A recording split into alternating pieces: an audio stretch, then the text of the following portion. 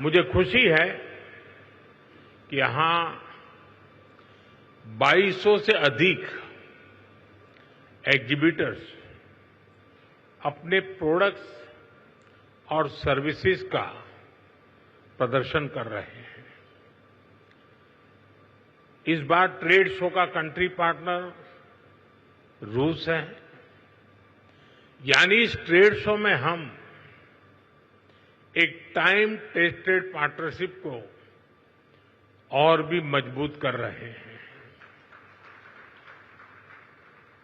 मैं मुख्यमंत्री योगी जी को, सरकार के अन्य सभी साथियों को, स्टेक होल्डर्स को इस आयोजन के लिए बहुत बहुत बधाई देता हूं।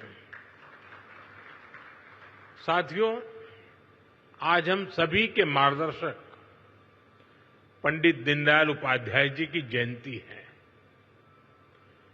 दीनदयाल जी ने हमें अंत्योदय की राह दिखाई थी। अंत्योदय यानी जो सबसे आखिर में है उसका उदय, गरीब से गरीब तक विकास पहुंचे और हर भेदभाव समाप्त हो, यही अंत्योदय है। और अंत्योदय में ही सामाजिक न्याय की मजबूती रही हुई है। और आज विकास का यही मॉडल भारत दुनिया को दे रहा है। साथियों, मैं आपको एक उदाहरण दूंगा। आज विश्व में हमारे फिनटेक सेक्टर की बहुत चर्चा है। इस फिनटेक सेक्टर की सबसे खास बात है कि इसने समावेशी विकास को, इंक्लूसिव डेवलपमेंट को बहुत ताकत दी है, बढ़ावा दिया है। भारत ने ऐसे ओपन प्लेटफॉर्म बनाए जो सबको साथ लेकर चलते हैं। यूपीआई, आधार, डिजी लॉकर, ओएनडीसी, ये हर किसी को मौका दे रहे हैं। यानी platform for all, progress for all. आज भारत में इसका असर हर जगह दिखाई देता है। मॉल में शॉपिंग करने वाला भी यूपीआई इस्तेमाल करता है और सड़क पर चाय बेचने वाला भी यूपीआई का इस्तेमाल करता है। फॉर्मल क्रेडिट जो कभी सिर्फ बड़ी कंपनियों को मिलता था, वही अब पीएम स्वनिधि से रेहड़ी ठेले वालों तक पहुंचता है। साथियों, ऐसे ही गवर्नमेंट ई मार्केटप्लेस यानी जैम है। एक समय था, अब सरकार को कोई सामान बेचना हो और बड़े प्लेयर्स के बस की बात, उन्हीं के कब्जे में था एक प्रकार से। लेकिन आज जैम पोर्टल से करीब 25 लाख सेलर्स और सर्विस प्रोवाइडर्स उससे जुड़े हुए हैं और सरकार को सप्लाई का काम कर रहे हैं। ये छोटे छोटे ट्रेडर्स हैं, उद्यमी हैं, दुकानदार हैं, जो भारत सरकार की जरूरत के हिसाब से वो सीधे अपना सामान भारत सरकार को बेच रहे हैं और भारत सरकार खरीद रही है। आप हैरान रह जाएंगे कि अब तक जेम के माध्यम से भारत सरकार ने 15 लाख करोड़ रुपए का सामान या सर्विस खरीद चुके हैं। इस पोर्टल पर करीब करीब 7 लाख करोड़ रुपए का सामान हमारे एमएसएमई, लघु उद्योगों से खरीदा गया है। पहले की सरकारों में ये सोचना भी असंभव था। लेकिन आज देश के दूर सुदूर कोने में जो एक छोटा सा दुकानदार है, वो भी जेम पोर्टल पर अपना सामान बेच रहा है। और यही तो सच्चे अर्थ में अंत्योदय है, यही विकास का आधार है। साथियों, आज भारत 2047 तक विकसित होने के लक्ष्य की ओर आगे बढ़ रहा है। दुनिया में हो रही डिसरप्शन और अनसर्टेनिटी के बावजूद भारत की ग्रोथ आकर्षक है। डिसरप्शन हमें भटकाते नहीं, लेकिन हम उस परिस्थिति में से नई डायरेक्शन खोजते हैं, नई डायरेक्शन का मौका ढूंढते हैं। इसलिए इन डिसरप्शन के बीच आज भारत आने वाले दशकों की नींव मजबूत कर रहा है। और इसमें भी हमारा संकल्प है, हमारा मंत्र है, आत्मनिर्भर भारत। दूसरों पर निर्भर होने से ज्यादा व्यवस्था कोई और हो ही नहीं सकती।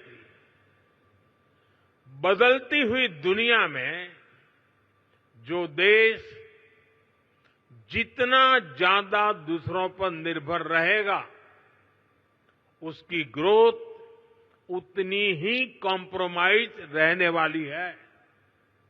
और इसलिए भारत जैसे देश को किसी पर निर्भर रहना अब मंजूर नहीं है। इसलिए भारत को आत्मनिर्भर बनाना ही होगा। हर वो प्रोडक्ट जो हम भारत में बना सकते हैं, वो हमें भारत में ही बनाना है। आज यहां मेरे सामने इतनी बड़ी संख्या में उद्यमी हैं, ट्रेडर्स हैं, एंटरप्रेन्योर्स हैं। आप इस आत्मनिर्भर भारत अभियान के बहुत बड़े स्टेक होल्डर्स हैं। मेरा आज आपसे आग्रह है, अपना बिजनेस मॉडल ऐसा बनाइए जो आत्मनिर्भर भारत को मजबूती देता हो। साथियों, आप सभी जानते हैं, आज सरकार मेक इन इंडिया पर, मैन्युफैक्चरिंग पर कितना बल दे रही है। हम चिप से शिप तक भारत में बनाना चाहते हैं। और इसलिए आपकी ईज ऑफ डूइंग बिजनेस के लिए हम लगातार काम कर रहे हैं। सरकार ने 40,000 से ज्यादा कंप्लायंस खत्म किए हैं। व्यापार कारोबार में होने वाली जिन छोटी छोटी गलतियों पर आपके खिलाफ केस होता था, ऐसे सैकड़ों नियम उनको सरकार ने डीक्रिमिनलाइज कर चुकी है। सरकार आपके साथ कंधे से कंधा मिलाकर चल रही है। लेकिन साथियों, मेरी कुछ अपेक्षाएं भी हैं जो मैं जरूर आपके साथ शेयर करूंगा। आप जो भी मैन्युफैक्चर कर रहे हैं, वो बेस्ट क्वालिटी का होना चाहिए, उत्तम से उत्तम होना चाहिए। आज देशवासियों के मन में ये बात है कि स्वदेशी उत्पादों की क्वालिटी में लगातार सुधार होता रहे, यूजर फ्रेंडली हो, लंबे समय तक काम आने वाले हो। इसलिए क्वालिटी से कोई भी कॉम्प्रोमाइज नहीं होना चाहिए। आज देश का हर नागरिक स्वदेशी से जुड़ रहा है, वो स्वदेशी खरीदना चाहता है। गर्व से कहो ये स्वदेशी है। इस भावना को आज हम चारों तरफ अनुभव कर रहे हैं। हमारे ट्रेडर्स को भी इस मंत्र को अपनाना है। जो भारत में उपलब्ध है उसे ही प्राथमिकता देनी है। साथियों, एक अहम विषय रिसर्च का है। हमें रिसर्च में इन्वेस्टमेंट बढ़ाना है, कई गुना बढ़ाना है। इनोवेशन के बिना दुनिया ठहर जाती है, व्यापार भी ठहर जाता है, जिंदगी भी ठहर जाती है। और सरकार ने इसके लिए जरूरी कदम उठाए हैं। अब रिसर्च में प्राइवेट इन्वेस्टमेंट के लिए सबको आगे आना ही होगा। ये समय की मांग है। हमें स्वदेशी रिसर्च का, स्वदेशी डिजाइन और डेवलपमेंट का पूरा इकोसिस्टम बनाना है। साथियों, इन्वेस्टमेंट के लिए हमारा उत्तर प्रदेश भी अद्भुत संभावनाओं से भरा हुआ है। बीते कुछ वर्षों में यूपी में कनेक्टिविटी की जो क्रांति हुई है, उसने लॉजिस्टिक कॉस्ट को बहुत कम कर दिया है। यूपी देश में सबसे ज्यादा एक्सप्रेस वे वाला प्रदेश बन चुका है। यूपी देश के सबसे अधिक इंटरनेशनल एयरपोर्ट वाला प्रदेश है। ये देश के 2 बड़े डेडिकेटेड फ्रेट कॉरिडोर का हब है। हेरिटेज टूरिज्म में भी यूपी नंबर 1 है। नमामि गंगे जैसे अभियानों ने यूपी को क्रूज टूरिज्म के लिए उसके मैप पर ला करके अपना स्थान बना दिया है।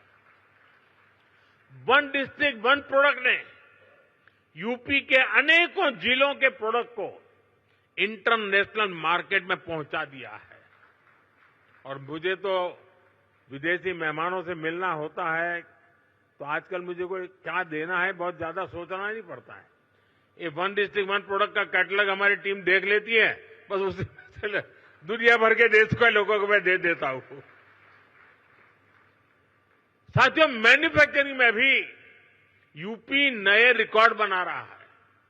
अब जैसे इलेक्ट्रॉनिक्स और मोबाइल मैन्युफैक्चरिंग का सेक्टर है, बीते दशक में भारत इसमें दुनिया का दूसरा सबसे बड़ा प्रोड्यूसर बना है। और इसमें यूपी का रोल बहुत बड़ा है। आज पूरे भारत में जितने मोबाइल फोन बनते हैं, उसमें से लगभग 55% मोबाइल यहां उत्तर प्रदेश में बनते हैं।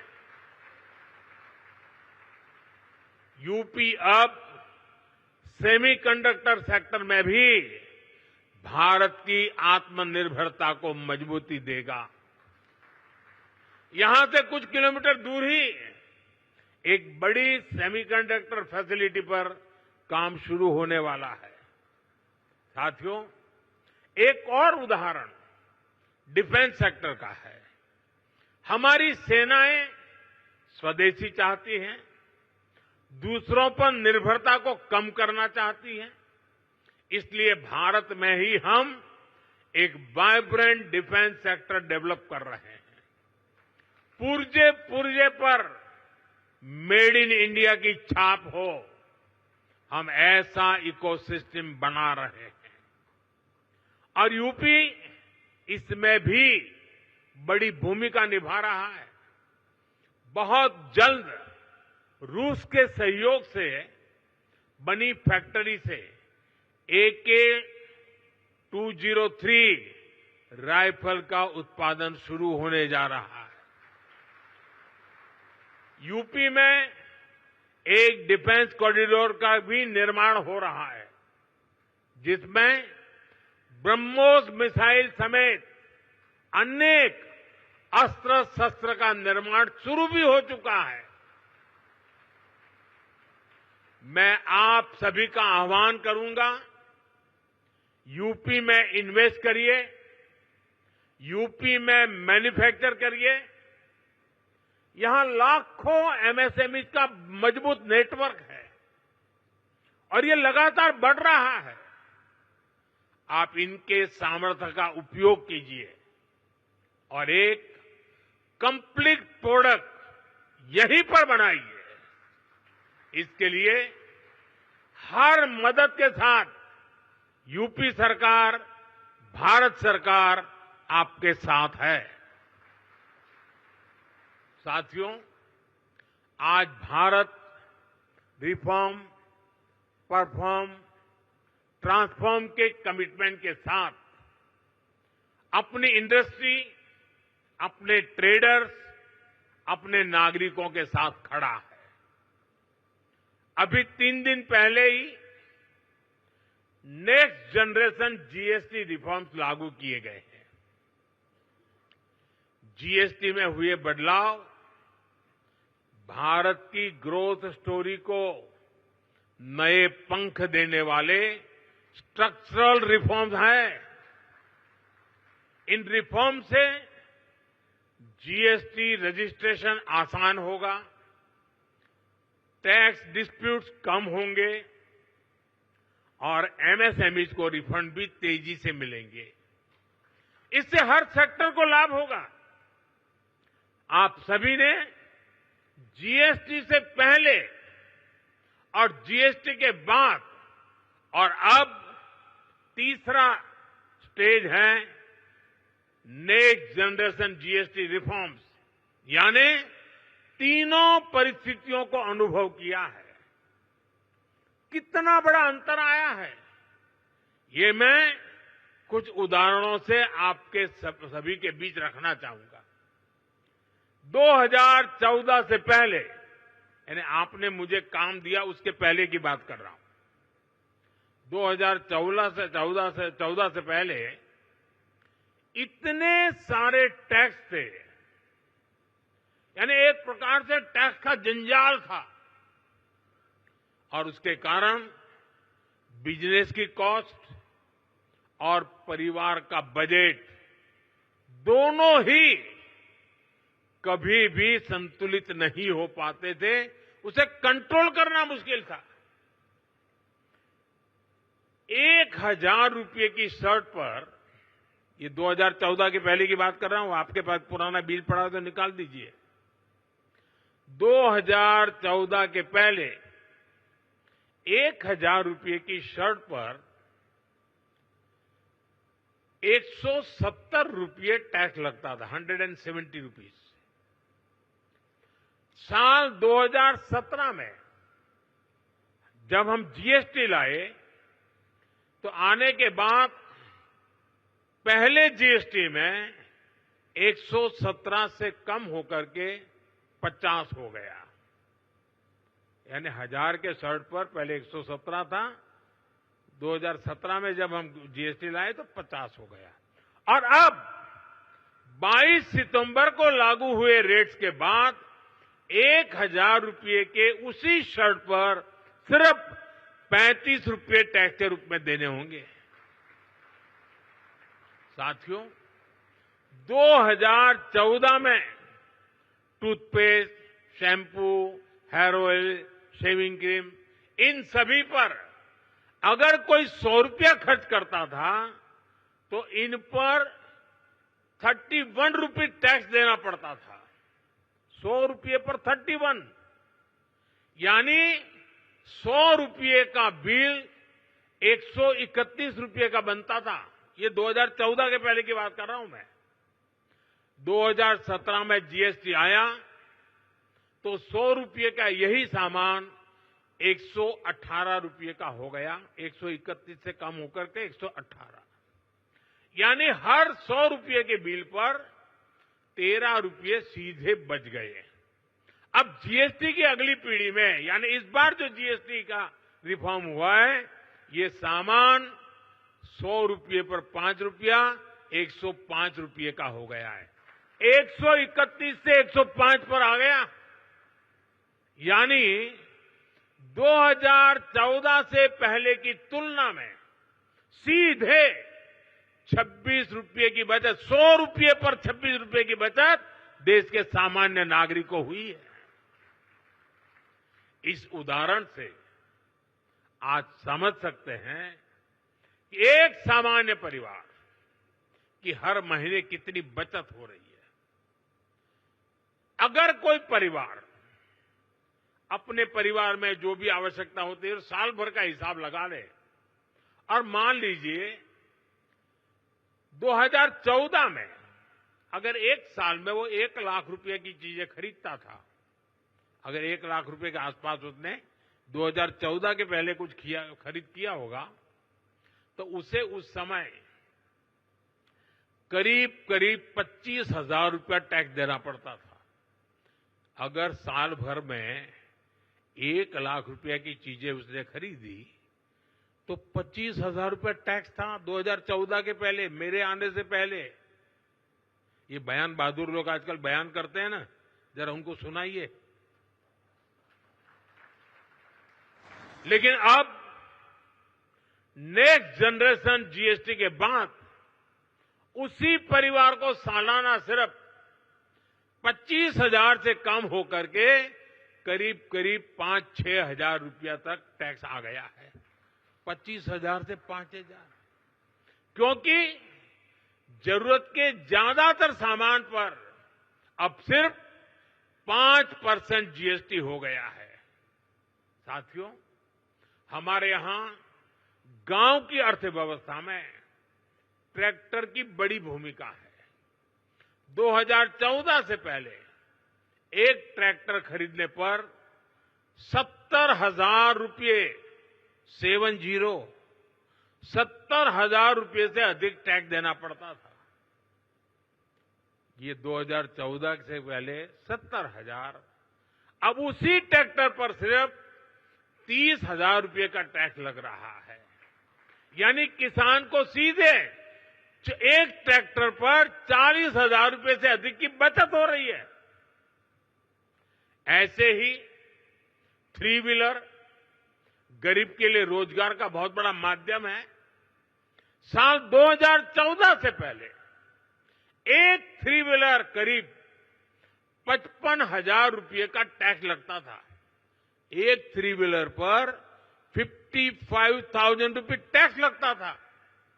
अब उसी 3 व्हीलर पर जीएसटी करीब 35,000 रह गया है, यानी सीधे 20,000 रुपये की बचत हुई है।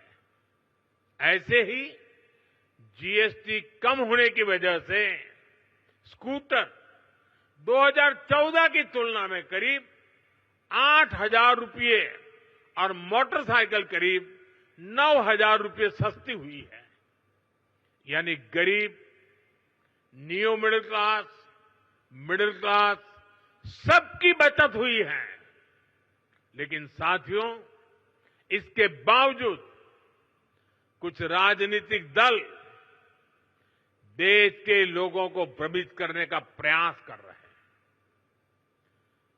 2014 के पहले वो जो सरकार चला रहे थे, उसकी नाकामियां छिपाने के लिए कांग्रेस और उसके साथी दल जनता से झूठ बोल रहे हैं। सच्चाई ये है कि कांग्रेस सरकारों के समय टैक्स की लूट मची हुई थी और लूटे हुए धन में से भी लूट होती थी। देश के आम नागरिक को टैक्स की मार से निचोड़ा जा रहा था। ये हमारी सरकार है जिसने टैक्स को बड़े पैमाने पर कम किया है, महंगाई कम की है। हमने देश के लोगों की आमदनी बढ़ाई है और बचत भी बढ़ाई है। जब 2014 में उनकी सरकार थी 2 लाख रुपए तक इनकम टैक्स माफ था, 2 लाख रुपए सिर्फ। आज 12 लाख रुपए की इनकम को टैक्स फ्री करना और नए जीएसटी रिफॉर्म से ही इस साल देश के लोगों को 2.5 लाख करोड़ रुपए बचने जा रहे हैं।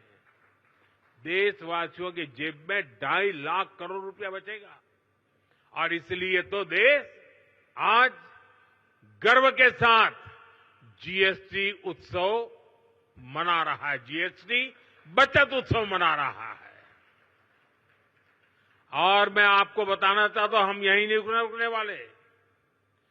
2017 में हम जीएसटी लाए, आर्थिक मजबूती का काम किया और 2025 में फिर से लाए, फिर आर्थिक मजबूती करेंगे और जैसे जैसे आर्थिक मजबूती होगी टैक्स का बोझ कम होता जाएगा।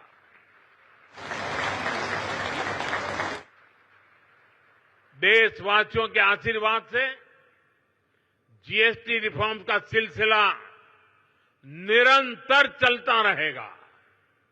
साथियों, आज भारत के पास रिफॉर्म्स की स्ट्रांग विल पावर है। हमारे पास डेमोक्रेटिक और पॉलिटिकल स्टेबिलिटी है, पॉलिसी प्रिडिक्टेबिलिटी भी है। सबसे बड़ी बात, भारत के पास बहुत बड़ी युवा और स्किल्ड वर्कफोर्स है, डायनेमिक युवा कंज्यूमर बेस है। ये सारी बातें दुनिया में किसी की रीजन में भी, यानी एक ही जगह सब बातें दुनिया के किसी देश में एक साथ नहीं है। भारत में हर चीज यहां मौजूद है। दुनिया का कोई भी इन्वेस्टर, कोई भी कंपनी अगर अपनी ग्रोथ को नए पंख लगाना चाहती है तो उसके लिए भारत में इन्वेस्टमेंट सबसे अट्रैक्टिव डील है। इसलिए भारत में इन्वेस्ट करना, यूपी में इन्वेस्ट करना आपके लिए विन विन सिचुएशन है। हम सभी के प्रयास मिलकर विकसित भारत बनाएंगे, विकसित यूपी बनाएंगे। एक बार फिर आप सभी को इंटरनेशनल ट्रेड शो के लिए मैं बहुत बहुत शुभकामनाएं देता हूं। बहुत बहुत धन्यवाद।